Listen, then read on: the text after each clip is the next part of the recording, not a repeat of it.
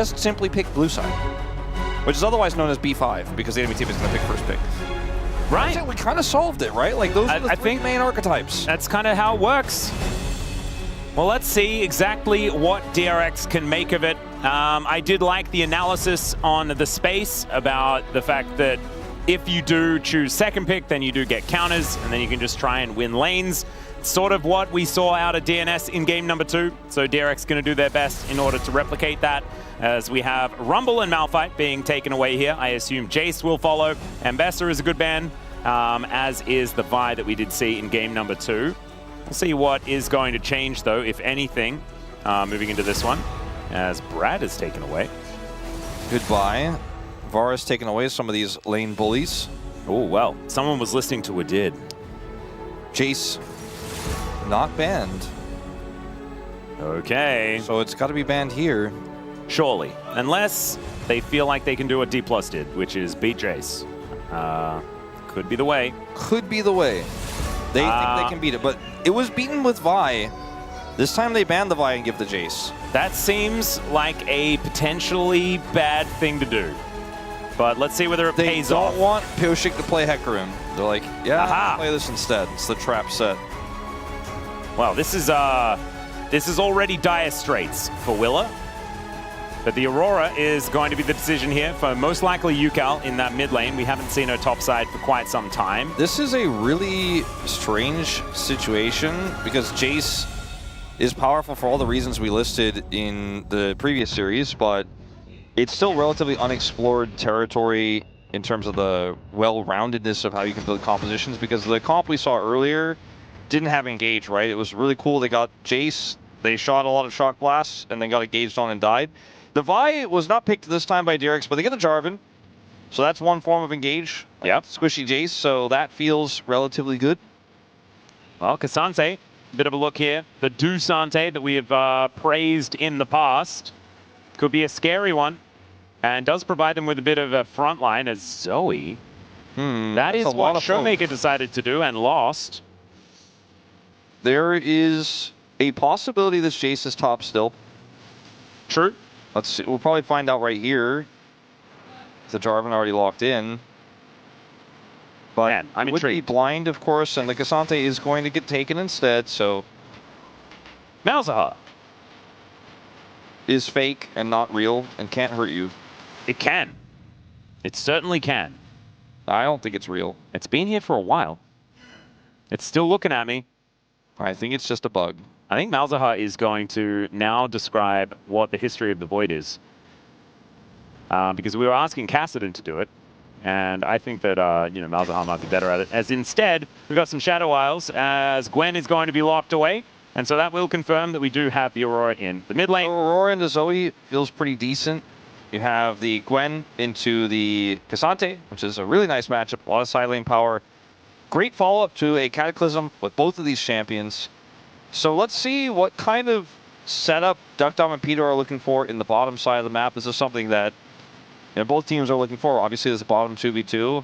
Do you prioritize blocking out some supports? I think if you're DN Supers, probably you should be, if you're planning on playing a scaling carry.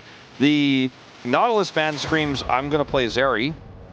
True. But they banned Misfortune, which is something I mentioned in the previous series, I think really rising in popularity right now. I think it's only a matter of time before we see this start to come out here in the LCK a little bit. It's really good with Jarvan and with Aurora, so that's probably why they do ban it. I imagine Gio probably thinking about a Zeri angle himself. Could be one of those options here. I mean, there's so much engage gone, right? Leona's gone, Nautilus is gone, the Rel is now gone. All right. So it feels very safe to play Zeri here. Maybe you should ban it, DN Supers, especially because you're playing a poke comp. Could be something that they're looking for. Let's see what this final ban is going to be.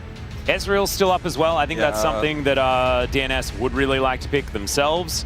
And so it could be a denial for DRX if they do want to go that angle, but instead the Ashe is going to be taken away. That's actually a pretty good one.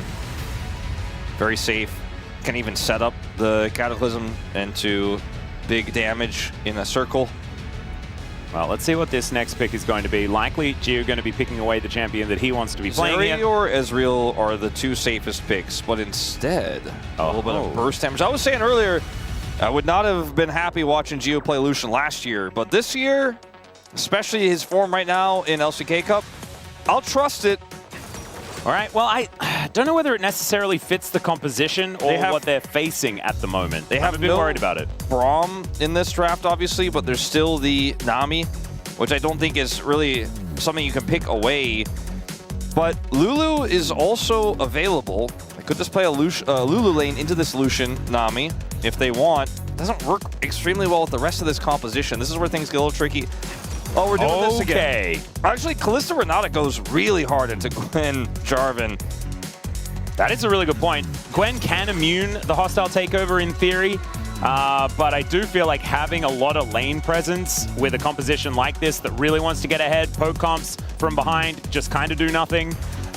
So a good idea to have a powerful bottom lane, but we did see that the Lucian Nami can actually go toe-to-toe at certain instances in the lane. So you do have to be very careful with how you play it out. Dr. and Peter are going to have to grab that synergy that they built on KT together and really make this one work. I think, remember earlier when we had the D+ series, like, oh, this game is going to be one side, one way or the other. There's always going to get massively ahead, or they won't, and they'll lose the game. This is a little bit more nuanced than that, because sure, there is the Gwen side lane angle. There's a bit of scaling damage in this Aurora that's relatively safe, and the Lucian is going to be a late game threat, but so will the Kalista, I think, in terms of matching it.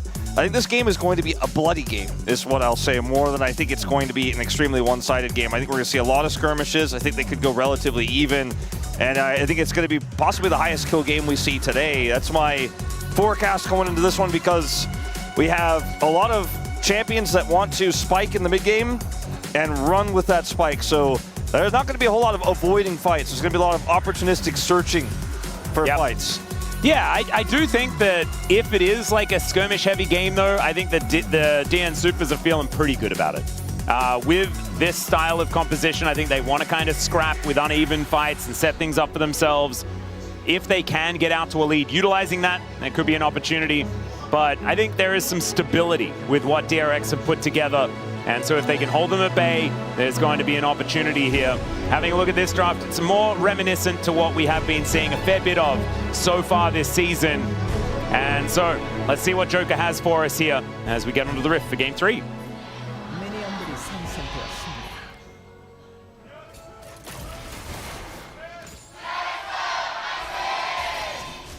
All right, here we are. DRX fans in full voice. DN Supers as well being well represented here at the Chijijik LOL Park. So, Atlas. Yes. Let's play a fun game. I love fun games. They're my favorite kinds of games. I think it's the type of game that you might find fun. Okay. Is it a tower defense? No, but it is kind of a guessing game or an identification game. Okay. You know? The type of game that if League of Legends was on Sesame Street, they would probably play. Okay. I do like Sesame Street. How much engage the DN Supers have on their composition, do you think? An.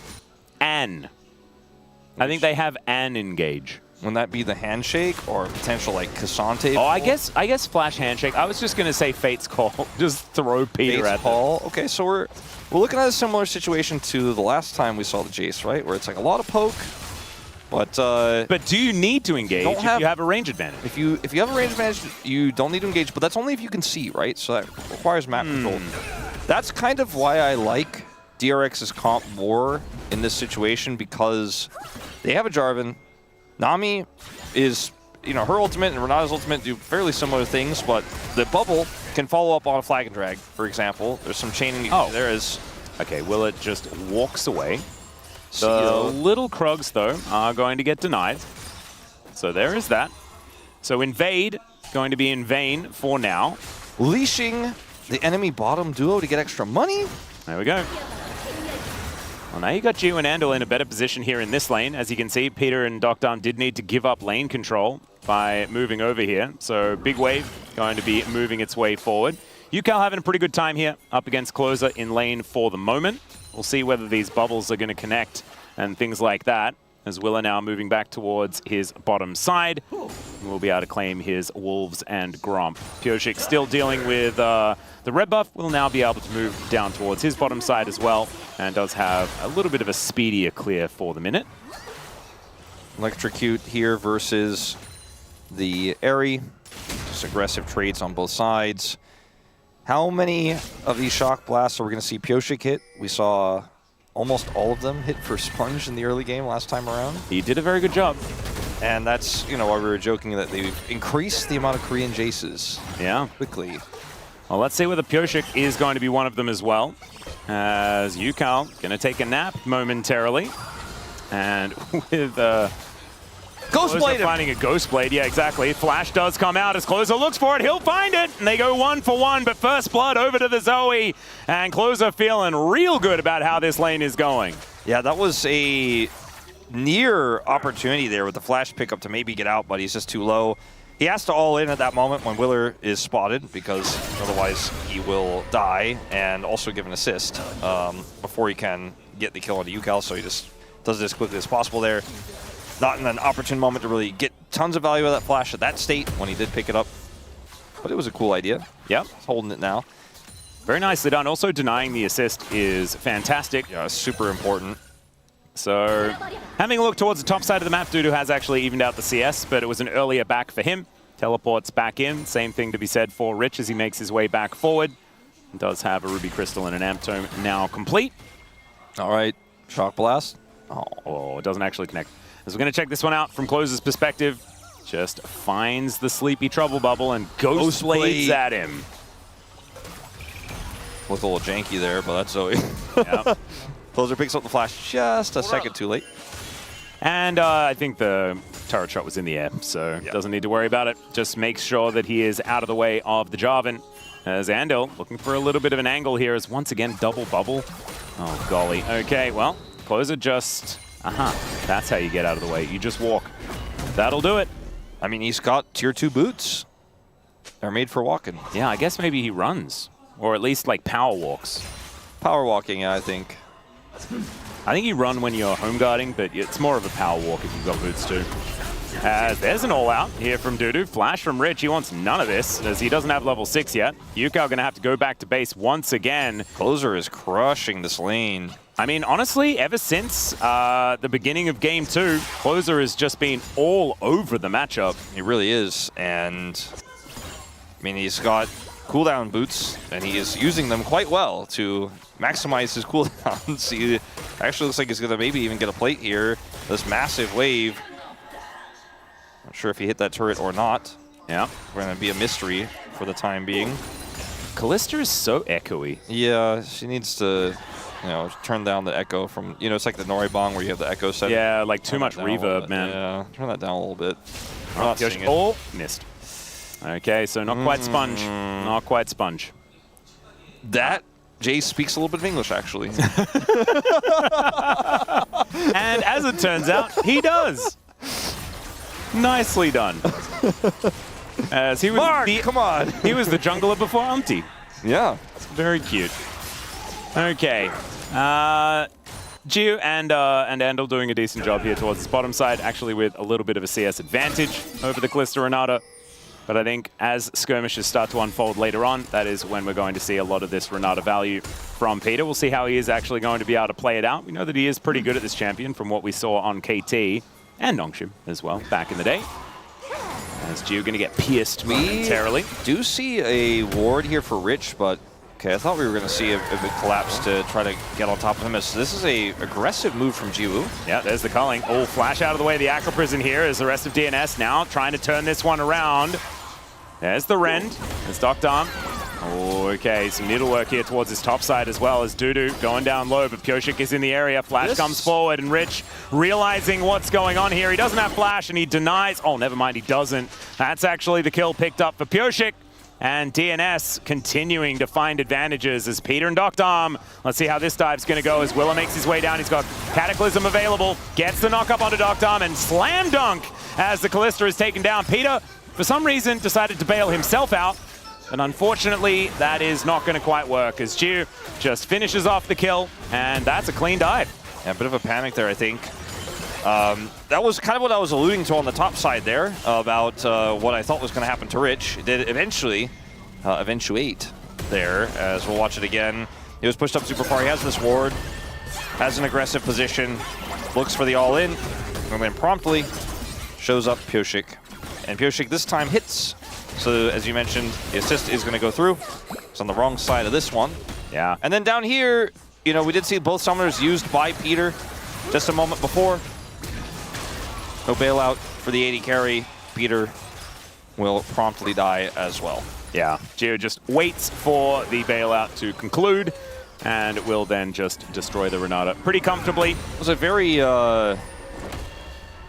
bizarre situation, and even the moment before where we saw Ducktom and Peter go in, Gio did not flash her barrier despite using his culling, and I thought they could have even played that more aggressively, but they wanted to guarantee it was going to go well. They end up sending their jungler over.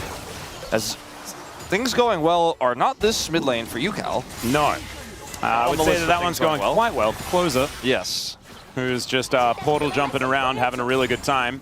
I feel like Zoe was Aurora before Aurora was released, right? With the way that Between Worlds works. As Ducktom getting taken down a little bit. But looks like Gio's not going to be following up with too much more, just putting that culling on cooldown. Bit of a warning culling. Yeah, something like that. It's not exactly doing the most, though, as both ultimates available here for the DN Supers bottom lane. And jungle is in position as well. Willa moving down. If they have to maintain prio if they want to 3v3 this, and they will, and then potentially rotate over. But Willer does have his ultimate, so this is very scary. Yeah, Yoshik does have that dragon leashed. Should be able to take this one down. First Drake of the game over to DNS, but now Willa makes his way in. Hostile takeover. Gets rid of Willa for the moment, but UCal was trying to come down. He does go between the worlds. Fate's Call comes on through. Ducktom looking to try and get bailed out, but it does not work, and UCal's even going to survive. Shock Blast, not quite enough damage. And out goes the Aurora. That is 2 swift kills, but the Drake goes over to DNS. It was, you know, a bit rocky there in terms of the setup. Could have just been happy with taking the dragon. As we'll see, it's coach voice, actually. All right. Talking about Callista. Yep, trying to see. It's going to be tough now, but hold on. All right, making sure that they keep their heads in the game. And I think UCal probably needs the most kind words out of Joko. So this fight here, like I was saying, they have the Renata ultimate, but you know, Willer is here, and he's a Jarvan, right? UCal actually is able to utilize his ultimate to avoid the pressure as well as get on top of Ducktom. UCal plays this incredibly well. And they just have more tools. They even have to use all of them. Yeah. And ends up being 2 kills here in trade for Dragon, mind you, but significant gold swing back into even here for DRX. Yeah, and it looks like what you were saying is actually coming true, Will. The fact that there's just been so many engages as, oh dear, UCal could be in a little bit of trouble, but does get woken up a little bit prematurely. There's a lot of situational engage tools for DNS, like this Trouble Bubble, like the Jace Hammer. Yeah. You know, Cassante pulling somebody through a wall with the All Out. I think that, like, there's also the fact that if you're a poke composition, you don't need engage. Because you just kind of shoot them from far away. But if they get to you, because you're holding on to a dragon like that, then there can be problems. It's also early days in this game, but this is a huge swing of momentum. Right now, Peter and Ducktom, we don't have their ults just yet. Ducktom doesn't have flash, can't farm the minions, so that's kind of an issue. And it's a 1.6k gold advantage for just Gio. So he's having a very good time. Teleport to bring this Cassante in, though, as Gio needs to get himself out of there. Teleport does come on forward. There's the flash. They're trying to hold on to this Nami as the all-out gets him really far away. Tidal Wave is kind of the opposite direction, but sometimes you panic and you just press a button. I think he was just not dead. Just trying to tell him which way to go. There we go. He was like, get on your skimboard, let's roll. He's like, body surf your way out. Body surf it out. Well, Gio is left alone here, but I think he's okay with it. Yep, culling is going to soften up Peter, but not too much more going to happen from that one. 1 versus 3, though. It's diveable. Rich is going to get some free push time here before Dudu shows back up with that teleport attempt there on the bottom side. And it looks like he's not going to get the plate. We'll just back away. That was the Cassante situational engage I was talking about. Yeah. And that's the engage by placing your body between the bad guys and where they want to go. And that kind of works out as well. Riftmaker now completed here for Rich, but still slight advantage for Dudu, whose Dusante has been working out quite nicely. Bubble going to connect as once again, Closer just having a really good time. Finds the paddle star there, as you can see, and is going to upgrade those boots of Lucidity. If you look at the farm for UCal and his current level, which is almost a whole level behind Closer, you can see that he is clearly making a statement that he is not doing the strategy of killing the minions. He is doing the strategy of killing the champions, hoping it works out. He will have to kill quite a few more of them if he wants to catch up into closer, as he has not been killing the minions. That's not his strategy in this game. No. He hasn't. He's killed 2 of the champions, so I guess there's that. But currently we can see that it's 900 gold in the deficit, and right now he's taking a nap. Taking a nap is not how you do the winning, especially when you get hit by Shock Blast as well. Willa's making his way over though as Yukao goes between the worlds, and there is a Cataclysm looking to try and hold this Zoe at bay as Pyoshik at full health, but he's not going to be able to help out and even gets knocked up by the tidal wave himself. And Closer going down there. It is another kill the champions strategy there for Yukao, but it's actually a kill taken away by Willa. He says, assisting my teammates in killing the champions is also part of my strategy. Aha, perfect. I didn't know the whole strategy. That was my fault. Yeah, no, I didn't fully explain it, so that's on me. And obviously, Yukao can't talk to us right now. He's kind of busy. Yeah. He's making a bit of a statement, but, you know, it's not fine print. As Willer will have to do some Jarvan things now, but I don't think he's ever really worried. He's just a little bit annoyed. He flagged and he dragged, and he was okay. So have a look at this one more time. Closer is just way too far up, and you know what? Pyoshik doesn't have engage or peel. No. So the Jace isn't really going to be able to do much here. This kind of reminds me of when everyone was saying Zed was great, and I was like, I don't know, he doesn't have CC. Well, Dr. may not have living for very much longer. Does have to flash to get himself out of the way of that one. I think Jace is really strong, but both of these comps haven't really suited him. As Dr. may just die? Yeah, Gio actually takes 3 turret shots or something. Maybe it was 2. It was an angry turret, nonetheless. Got the backstop, and another wave is going to crash through, and no one is here to catch it, so that's just the turret. Yep. Takes the barrier as well from Dr. so won't have that for the next little while. As Peter moving over. That is going to be Drake. Started up here by DRX. That's why that turret is not something they're going to stick around for, wanting to make sure they're not going to have these Drakes stacked up against them. Yukao off to the side. Between worlds, very close to coming off cooldown. Cataclysm as well, 7 seconds away. Another Chemtech Dragon. All right, another Chemtech Soul. Kind of good for Gwen.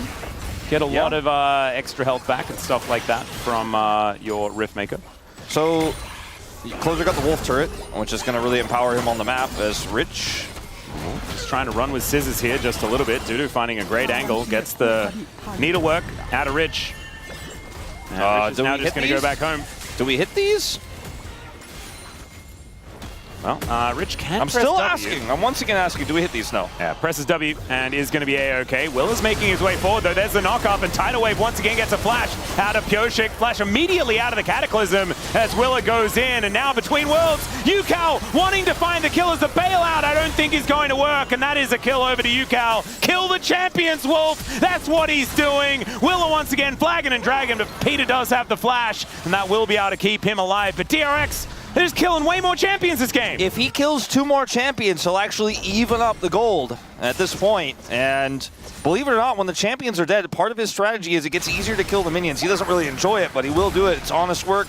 Man, I really want to be there when you're talking to Yukao about all of his strategies. Yeah, no, I'm reading between the lines on his movements on the map. Aha, Spelling wow. out. I could speak Yukao. You're the Yukao whisperer. Yeah, I could speak Yukao a little bit. I can tell you that after the first death in this game, he told everyone he would like to fall out of his chair, but he was told by his team that that was not appropriate. He will not be doing it again. Oh, Duckdom! Yeah, Rich doesn't get hit by the Pierce, but let's see whether he can actually kill Duckdom and Peter here, as it's taking them a long time to get through him. Oh, the bailout's procced, and the rend is not enough. 2 versus 1. Rich loves those odds, as now Willa looking to come on forward as well. Will be able to knock up Peter here, and there is no turret, ladies and gentlemen. That is a dead Renata right there. Holds onto the flag and drag. There it is. And not exactly in the greatest of positions, but still will be taking him down. Bailout or no bailout, that is a dead Renata. And Pyoshik's like, well, at least I'll take my Krugs. Yeah, I won't be taking all of them, but he won't be taking his red buff either, actually. Oh, Tidal Wave. Throws a boat. Sometimes you just want to throw a boat. Wait, he got it, actually. Yeah, he did. Shock Blast. Got to pick that one up. Okay. Nicely done. Throwing a boat, that's a thing in the other game, isn't it? The other game? Yeah, you know the other game? The game that this game is sort of like modeled after a little bit? Yeah, it's a bit boat. There's a bit of boat action. Yeah, it's a bit like a boat guy in that one. We got a boat lady in ours. Yeah. Lost Viking is like, get in the boat.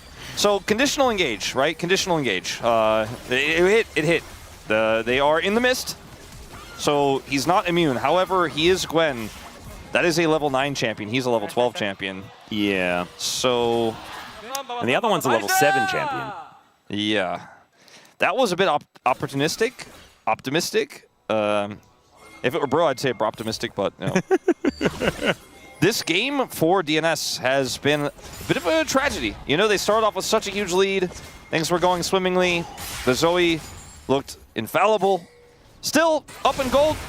Still up in item. Yeah. But the entire top lane is leading, in theory, here for the DN SOOPers. crowd control seems to be a strong tool, as Willer has shown us in this game with his 7 out of 9 KP. Yeah, 304 on the job, and he is frightening. There is a lot more of the killing the minions that Pioshik's done. But I don't know whether that is going to work, because it's not translating into dead champions. As Doctor, my god, the damage from Jiu here, who just cancels the culling and is not quite able to kill Doctor. He didn't have flash, but he was able to at least use that martial pose to get out of the way, and the barrier did need to be utilized. Yeah, they need to be careful because Closer is in the area. He is the main character for DN SOOPers right now. Doctor, unfortunately, was removed from the game. He was retconned. He was. In this one. They just didn't really feel like the storyline was that interesting, I guess. They killed him on screen. All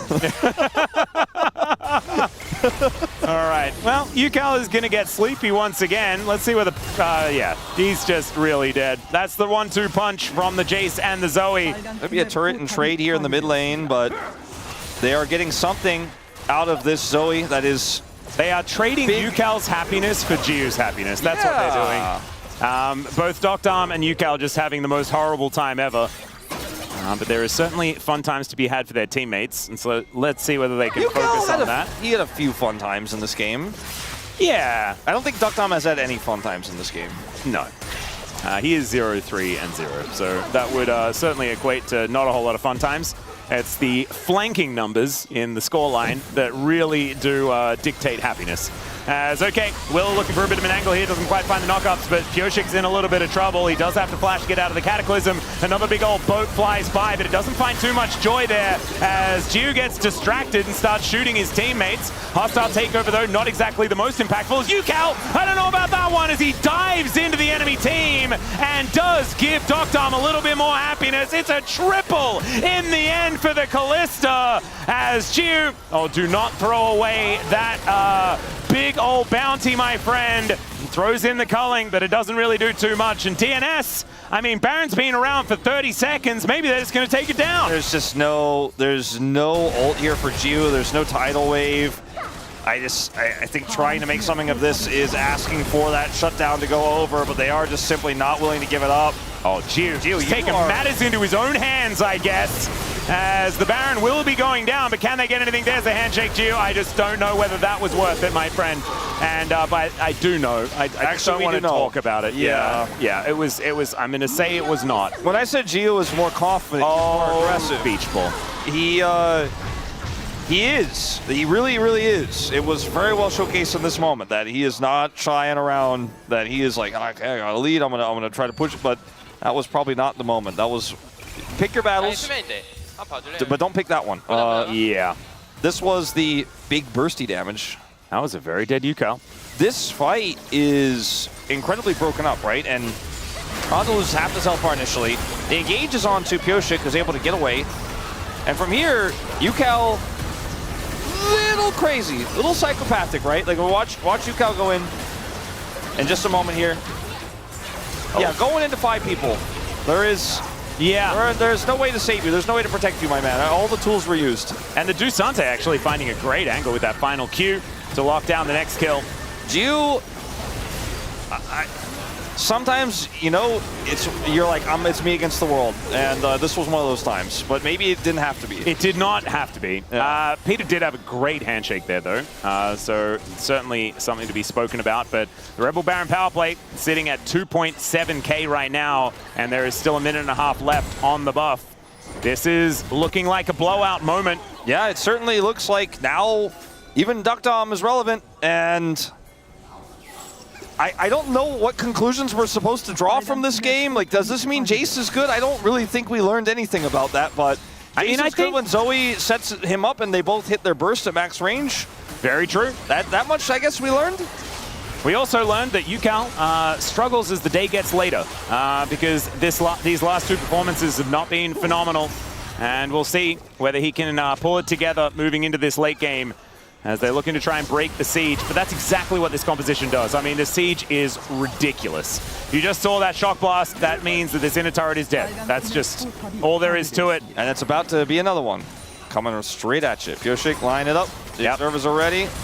Battlestar not going to quite find you, but the shock blast does. And that spells the end of this inhibitor turret as well. DRX realizing that they really need to do something or their base is just going to fall apart. They have flash on their Jarvan, but everyone is grouped. There's not a great target here. So Willer needs to find an angle, but it's just so tough. Yeah, the Dusante, we're going to try and take this turret down as Willer looks for the angle there. Does put Doctom in the Cataclysm as, okay, there's a tidal wave running forward. Doctom in a little bit of trouble, but does, oh, UCal gets into the back line again and just gets wiped out. The bailout was there anyway from Doctom.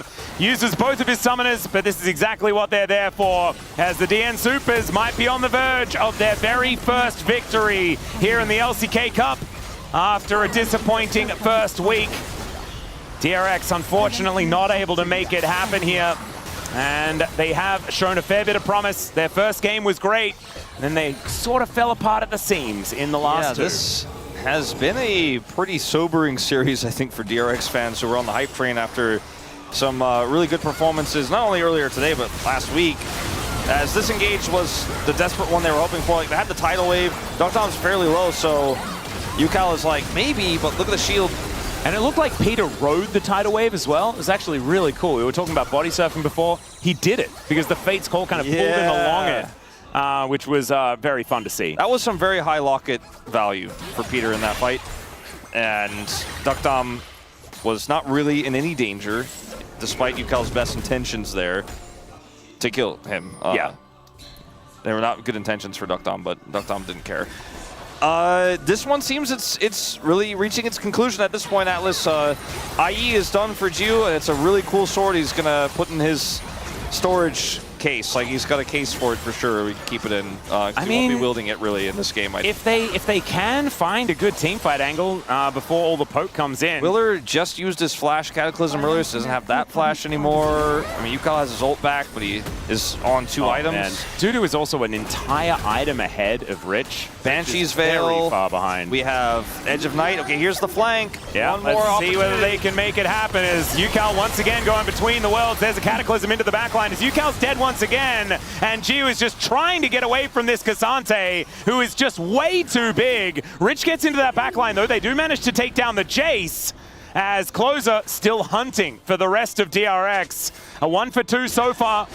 As it's probably better than what DRX could have been hoping for prior to this, but there are a lot of people now trying to take down some Nexus turrets. As Jiu, let's see what he can actually get done here. Needs to get out of the way of this brick wall that is Dudu, who just dives towards him. Doctom almost falling down here, but Willer, can he get it? The knockup does come through, and Rich turns up to try and take down this Callista once again. But the Dusante says you are not winning this game, and Rich will be falling. It's a triple for the Zoe, and Closer once again showing that he's the better mid laner here in this series today. UCal will be respawning, but I just don't know whether that's going to mean too much here for DRX, as him and Andal are just doing their very best to try and find it here. Great Q3 from Dudu to try and lock down UCal, who is just desperately trying to kill minions, trying to kill Closer, and neither are things that he's really managing to figure out. As all the heal comes through there from Andal, but tidal wave not going to be enough, and down will go both of them. Jiu shows up yet again though. Oh, can he actually find a couple of kills before his Nexus inevitably dies? The answer is yes, there's one. Dudu is now getting very low, and I think this game is a disaster. Peter now running away, and there's the culling. So, you know, a lot of them are dead, but the Nexus is very exposed. Yeah, the Pommet collector, or not Pommet, Pomvote collector just appeared, and then and then walked away. Well, not walked away, but sent a message to confirm the game and not ended. It did not collect. Speaking of confirming things, we have an update. There's actually no official name for Renekton's weapon. It's just referred to as a crescent blade or axe. Sounds like they need to get on that. Yeah, so it's man, we can sure call it that the crescent of truth. I sure hope that I one day can buy a model Renekton and it'll have really high detail on its crescent blade / axe. Well, it may just have that, as he's in the Cataclysm, but who's trapped in where with who? The rest of his team is just not there. I personally did not witness, I was not there, I was on a plane, but I was told legends of and then watched a VOD of a 10,000 gold lead from a certain organization. No. Oh, Wolf, no, surely no.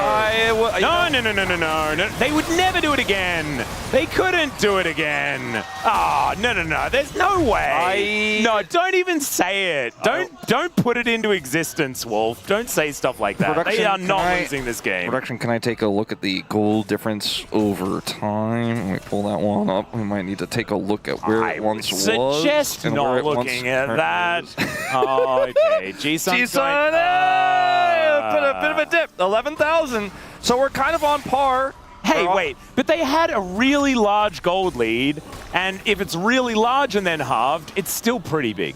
Yes, but what if it goes, what if you get the other half? It's not like it halves again and goes 2.5. But Wolf, they have no Nexus turrets and stuff. Well, I mean, they will in about a minute. Look at that inhibitor. Yeah. What's it doing? What's it doing, Atlas? Oh, it has respawned! They've all respawned! Oh, goodness. Okay. See those timers? Wait, Dudu's caught? Dudu's caught! He takes the Mega Cone. He takes the Mega Cone. Docked arm. Okay, Gio, not going to overchase. Okay, so... Wait. I actually kind of have to think about win cons for a second. For about 5 to 7 minutes there, I was like, Nexus needs to explode. About 5 to 7 minutes there, I was like, all right, well, this game's a foregone conclusion. Let's think about POM and where we're going with it. And I was like, is it PO Shig or is it kind of close or did it kind of pop off? Had a decent game in game 2, but now I'm starting to wonder. Is it Willer? Yeah. Is it Jiwoo? Maybe it's just Andil. Maybe it's Joker. I wonder if the DNS coaching staff is currently discussing how they will talk to Dudu about running into the fountain instead of hitting. I mean, Dudu doesn't do a massive amount of Nexus damage. To add insult to injury, ladies and gentlemen, it was an 11,001. 11,000 gold lead, 100. As Willer looks for the Cataclysm, and Dudu is in the right position right now. Hostile takeover, not doing a massive amount of work though. As this is what DRX need to do. They just need to hard engage every single time. And they got a lot of damage done. They're going to get a lot of map control from this. Beach ball goes wide. Was not taken, you know, at this game. We're sitting at 2 dragons apiece, right? This next dragon's not up for 2 minutes, and it's not even the soul. It's just soul point for whoever gets it. This game is there is still an outer turret in the top lane, Wolf. Yeah, also... You know what's the craziest thing? What's the craziest? Like the crazy... Okay, hold on. I'm going to blow your mind. Okay, UCal still doesn't have a third item. Oh, God. That's not... I mean, that is crazy. It's not a happy crazy, I'm looking at that. I'm like, wait a minute. Is that even... He doesn't have a third... He does not have his Void Staff. Hey, look. There's... At some point this game, all of these players didn't have a third item, okay? That's true. He's a late bloomer. Seems to have 4, though, right now. And he does not have his third. But... I mean, Jiwoo's got a casual Quicksilver Sash, and he's down. Okay, here's the problem, Atlas. Remember we were talking about conditional engage earlier? Got it. They don't have Baron anymore, but they had it, and they got enough map control back. They don't have that vision thing we were talking about, hit the poke.